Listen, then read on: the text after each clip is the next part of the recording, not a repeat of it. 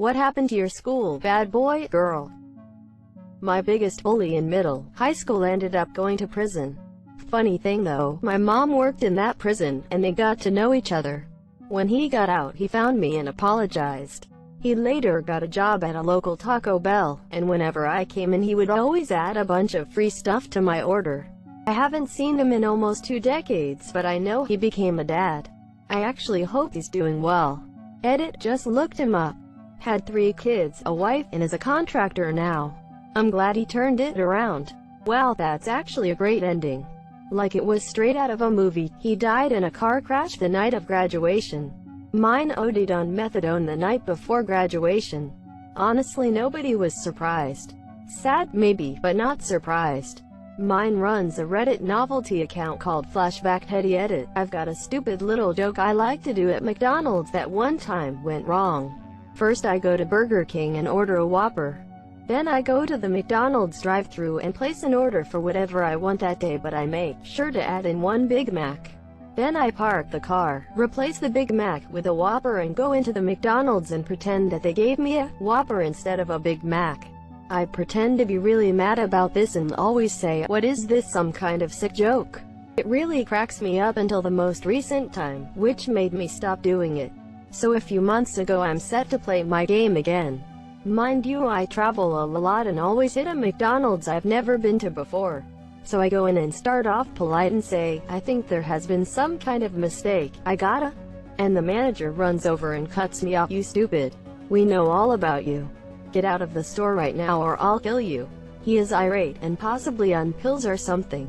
He unleashes more swear words on me than I've ever heard. The next thing I knew, there was a huge flash and I was flying through the air and slammed against the Happy Meal display. I was completely dazed, bleeding from my head, chest, arms, stomach and legs. There was a tremendous ringing in my ears and my body was shaking. At first I was bleeding so badly I thought I was dying. But my bleeding was quickly stopped by all the bandages that my buddy, George, placed on me. The fight raged around me and the machine gunner, who was also wounded from the bomb blast. Finally, our captain drove the terrorists from our village. The Viet Cong left 4 dead and many blood trails. Now I go to Wendy's. He's an eggplant farmer. Literally. Delightfully niche. Definitely a quiet life. I can respect it. Shot and killed 2 fellow students behind a Publix across the road. So now he's in prison. Edit, for people wondering where, it was in Roswell, Georgia. Man, even behind a Publix, that's rare AF. Where shopping is a pleasure. Lots of meth. She posts photos of her newborn boy and Amp calls him her little man. When people call babies, it makes me want to barf on them. It's so gross. On the babies. Don't do that. Had her 2nd kid at 14. Good lord, that makes me sad. Drugs and brain damage.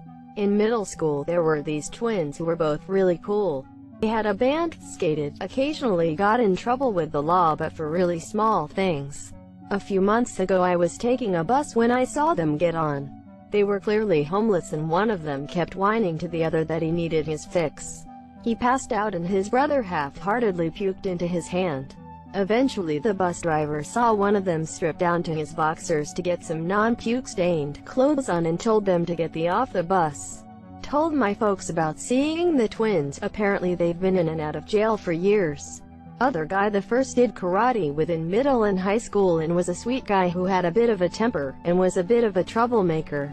I saw him on the streets. We were both in our mid-20s but he looked like he was pushing 40.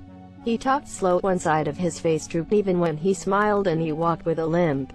I later found out that he was an on and off heroin addict and had been in enough fights that he was permanently brain damaged. I'm fairly certain one of the prominent and popular bad girls at my school ended up as a prostitute. A few years after graduation she kept posting about how people should come get massages at this sketchy spa she worked at downtown. She also kept posting about her modeling career, but all the photos were behind a pretty steep paywall, so I'm pretty sure that was. Anyway, I read in the news one day that this spa she worked at was raided by the cops and the owner was arrested for running a prostitution ring. She suddenly stopped posting after that. Fairly certain. I'm thinking that a jury would find that beyond a reasonable doubt. Laughing face.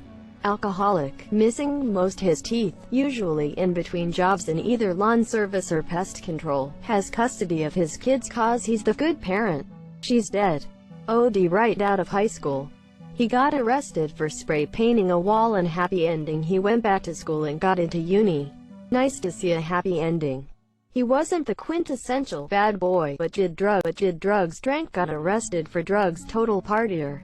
Always nice to me and we were friendly, but that whole scene just wasn't my thing. That was 1981, and up until 2013 wondered whatever happened to him. Found out my daughter's new boyfriend was his son. I was very relieved to find out that shortly after high school he realized he was going nowhere fast, cleaned himself up and started a successful business. Thrilled to say that my husband and I share 2 beautiful grandchildren with he and his wife, and I couldn't be more happy about it. Edit. Thanks a lot to the kind Redditor that gave me my first award ever. You, Steven Z2. Thanks for all the very nice replies. That's the best thing I've read in this post. Got a girl pregnant, abused, killed the baby, and he's still in prison 12+ years. He's not the best younger brother, but what can ya do? Do you guys communicate at all? When my parents push me enough, he and I chat on the phone. They don't believe he did it even though the evidence was overwhelming. I've found over time it's bad for my mental health to try to talk to him, but I do feel bad for my parents and what he's put them through, and I try to put myself in their shoes, so I try to do it for them. He moved to California and became an ad film director. His Instagram stream regularly contains pics of him posing with topless models, celebs and fancy cars and bikes. He also has a boat. So, he's living up to his childhood image, I say. It's funny, in some aspect just about every classmate of mine was a bad kid. Many went on to college or have kids, but many others have struggled. Out of 55, 12 have died. We graduated high school 6 years ago. Where do you guys live? I'm in Switzerland. I know no one in my school that has died because of drugs or crime. I live in a cute little town in PA, USA. I would consider it a pretty wealthy place, heavily white, lots of real estate and financial companies.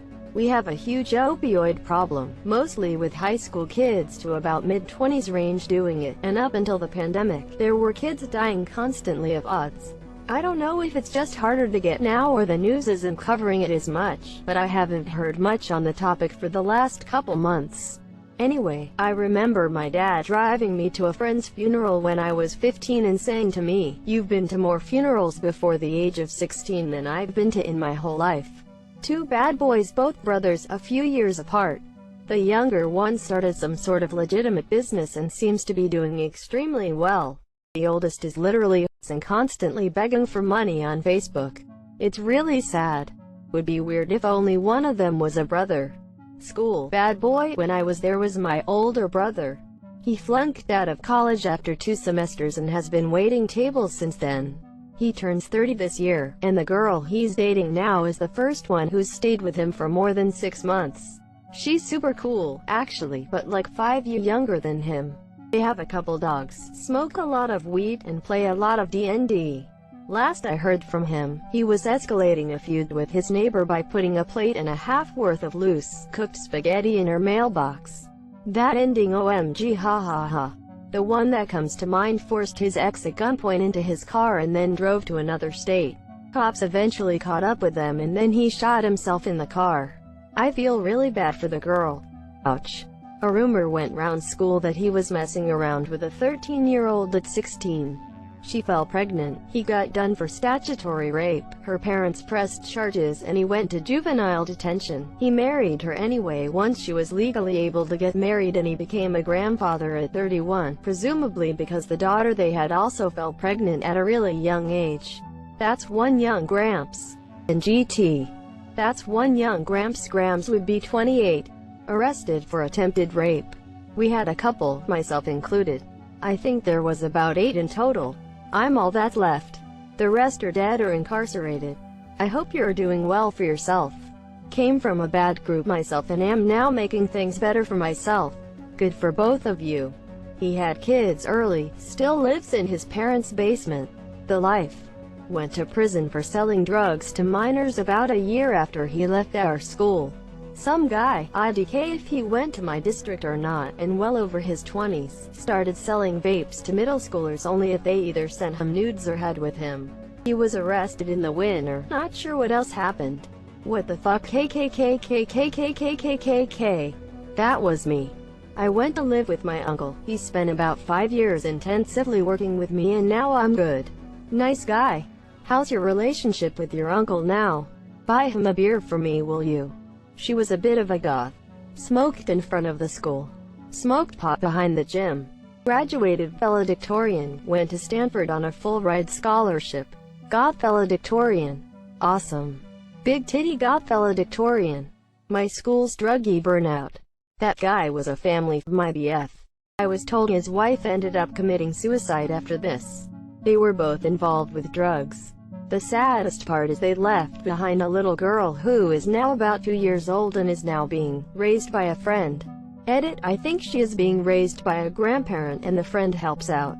They were just together when I met them. Jay is dead 10 years now, and nobody thought he'd make it as far as he did. Not sure how this happened, but there were 3 bad boys on our football team, all players and all very good looking. They cussed, drank, smoked all the time, and were constantly getting laid. Right around senior year, college, they each went through some change and are all now born again Christians. No partying, less cussing, and none of them talk about women in an objectifying way. It's great but kinda unnerving in a way. Right, like did they go on a bender and murder someone together? This is the best theory to explain this that I've heard so far. 2 died of opioid overdoses and the 3rd died in a front-end collision while doing donuts in a roundabout. Dying from doing donuts, this is it, the douchebag fatality. Apparently, just looking at Facebook, he's now a nerdy hipster who frequently donates to various charities. In high school, he was a scene metal kid who had a penchant for beating up his many girlfriends.